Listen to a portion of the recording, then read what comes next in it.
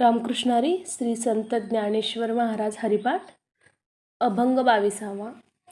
नित्यनेम नामी ते प्राणी दुर्लभ लक्ष्मी वल्लभ तयाजवळी नारायण हरी मुक्ती मुक्तीचारी घरी त्यांच्या हरिविने जन्म नरकची पैजाना यमाचा पाहुणा प्राणी होय ज्ञानदेव पुसे निवृत्तीसी चाड गगनाहून वाड नाम आहे. भगवत नामाच्या नित्य नामस्मरणाचा नेम करणारा मनुष्य दुर्मिळ आहे. भगवंत नित्य नाम घेणाऱ्या जवळ नेहमी असतात. ज्याच्या मुखात नारायण हरी असा नामजप असतो त्याला इहलोकीचे भोग व चारही मुक्ती प्राप्त होतात. नामस्मरणाविना जीवन हा साक्षात नरकच होय. मरणानंतरही त्याला यमलोकीत जावे लागते. श्री ज्ञानदेवांनी श्री निवृत्तीनाथांना नाम महात्म्याविषयी विचारले तेव्हा ते म्हणाले, नामाचा महिमा आकाशाहूनही थोर आहे. भगवंतांना नामाची अतिशय आवड आहे. म्हणून भगवंत नारदांना सांगतात, नाहम वसामी वैकुंठे योगी नाम हृदये रवे मदभक्ता यत्र गायंती तत्र तिष्ठामी नारदा.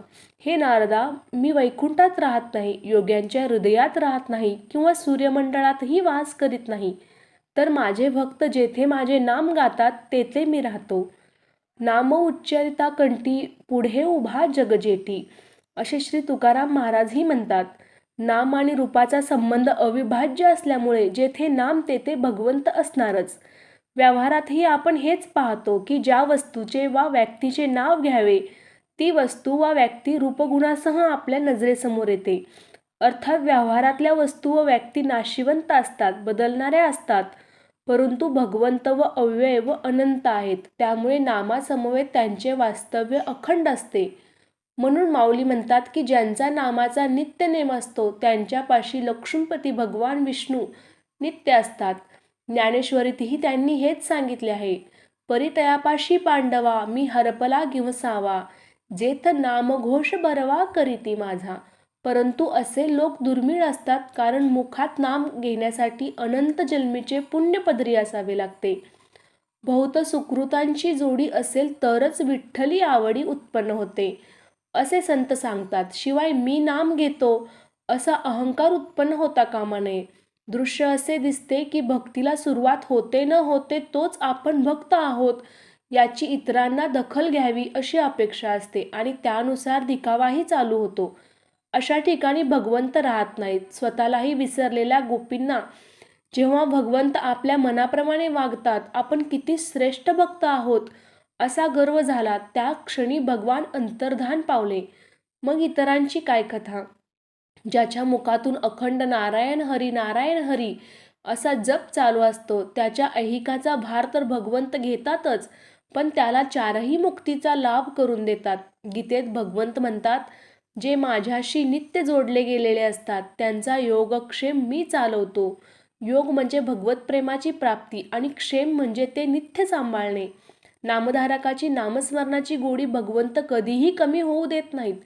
नित्ययुक्त भक्तांचा परमार्थ भगवंतच सांभाळतात. भगवंत म्हणतात, आता यावरी येतुले घडे जे तेची सुख आघळे वाढे आणि काळाची दृष्टी न पडे ते आम्हा करणे.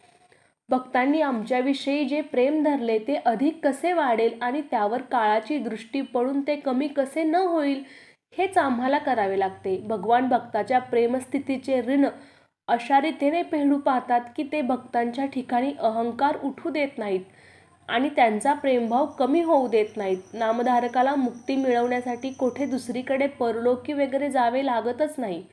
चारी मुक्ती त्याच्या घरीच असतात.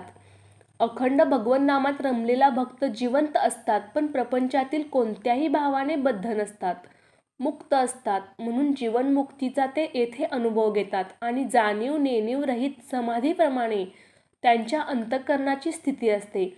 म्हणून ते विदेह मुक्तीचाही अनुभव घेतात.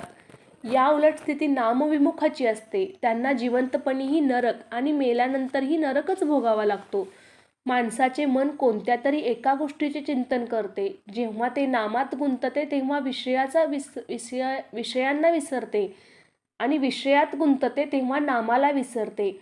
नामविमुखाचे मन अखंड विषयातच गुंतलेले असते. विषयात तात्पुरते सुख असते, ते अल्पकाळ टिकणारे असते, म्हणून ते दुःखमय असते.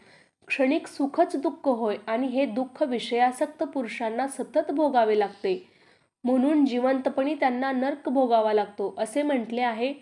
सतत नव्या नव्या अपेक्षा बाळगून त्या पूर्ण न झाल्याने विषयासक्त माणसाने नेहमी दुःखातच जगतात. एका अर्थी हाच नरकच आहे. शिवाय या वासना पुऱ्या करण्यासाठी जी अनेक पापे करावी लागतात त्यांचा परिणाम म्हणून मृत्यूनंतर यमयातना भोगाव्या लागतात.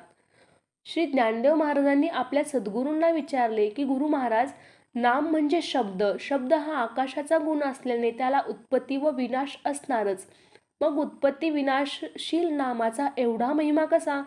श्री निवृत्तीनाथ म्हणाले, ध्वनिरूप शब्द हा आकाशाचा गुण आहे. वर्णरूप नाम हा आकाशाचा गुण नव्हे. ज्या आत्म्यापासून आकाश उत्पन्न झाले त्या आत्म्याचा वाचक शब्द नाम असल्यामुळे ते आकाशापूर्वीच अस्तित्वात असते व आत्मा जसा आकाशाहून व्यापक तसे ते नामही आकाशाहून व्यापक व आत्म्याप्रमाणे अविनाशी आहे.